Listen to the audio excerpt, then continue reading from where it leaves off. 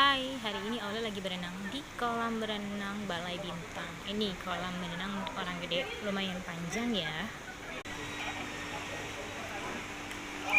Dia punya satu seluncuran panjang, nih.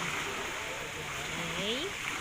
Dan ada seluncuran kecil-kecil buat anak-anak. Oke.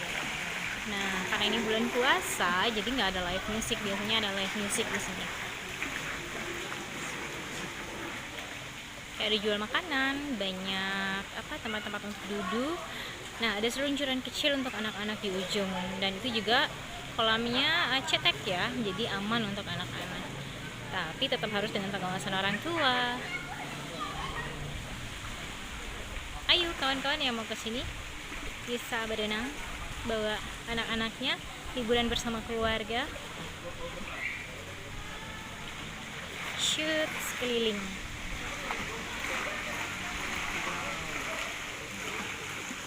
Bye-bye.